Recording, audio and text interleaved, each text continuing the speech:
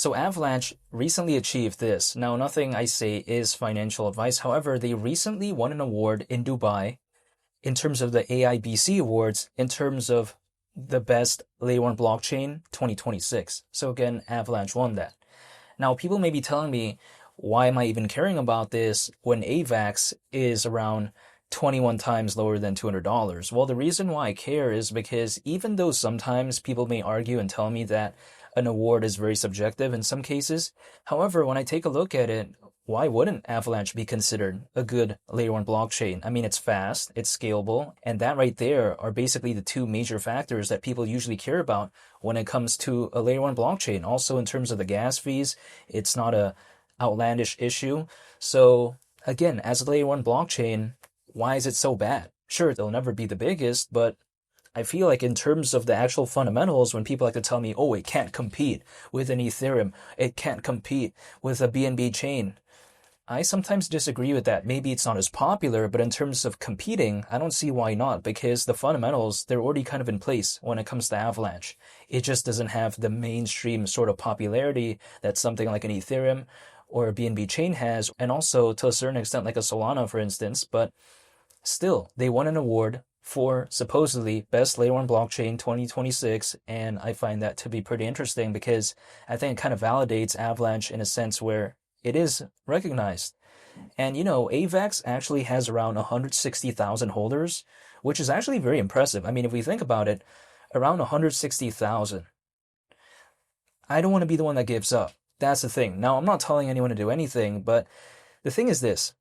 If AVAX is around 21 times lower than $200, my reaction is not being upset. My reaction isn't being angry because I'm not looking to exit. Keep in mind, I'm looking to dollar cost average and I'm looking to bring that average down. So if I see AVAX at below $10, I'm not complaining personally. This is just my sentiment when it comes to Avalanche as a project. Also, on top of that, we have to consider the recent Avalanche ETF that happened, right? That was a pretty big deal. Now, granted, people like to tell me that, oh, Avalanche, it has too many competitors. Well, I don't necessarily agree with that in a sense where, yes, there is a lot of options, but I don't feel like many of them can actually compete with Avalanche in terms of a head-to-head sort of thing. Because if we take a look at, for instance, from 2021 till right now, a lot more projects appeared. But do a lot of them actually have the substance and fundamentals to really compete with something like an Avalanche? Personally, in my opinion, a lot of them probably not, because a lot that I do see are memes, and how is that even comparable to something like this? Making the project, I don't think is the difficult part. In some cases, arguably, I would say. I think making the good project, right, or making, good projects in general, that's kind of the difficult part. It's like, for instance, could I randomly make a t-shirt if I tried? Probably. It'll be really bad, though, because I have no experience doing that. But then I can just say, oh, yeah, I made a t-shirt, but it's not good. The hard part is making it good. So when it comes to Avalanche, I think the formula that it has in terms of a layer one blockchain, again, not having sky high or insane gas fees, it's scalable, it's fast. Those are kind of like the main factors that people usually look for in terms of a layer one blockchain anyways. And I think Avalanche already kind of nailed that recipe, basically. I feel like the fundamentals are in place. What do I have to wait for now? It's just basically a hypothetical altcoin season. That's the way to take a look at it. If the only thing I have to do now is just wait, hold, and that's it, I feel like that's arguably the easy part. The difficult part for me is discovering Avalanche. The difficult part isn't me waiting. That's sometimes my mindset.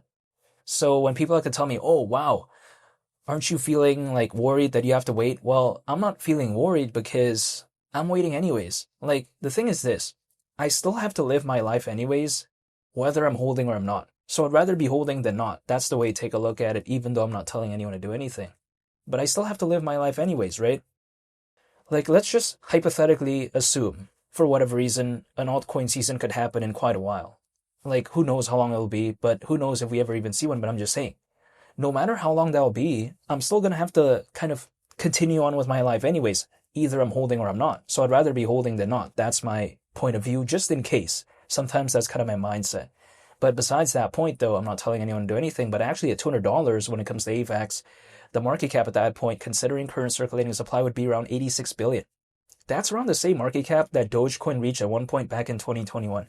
Is that so ridiculous if there was a hypothetical altcoin season? I don't think it would be sounding that ridiculous to me, but we'll wait and see. But I still like Avalanche. However, I just thought that recent award that Avalanche won in Dubai, I thought that right there was very impressive, and I thought that was very cool. So overall, I'm still a fan of Avalanche, and I haven't given up.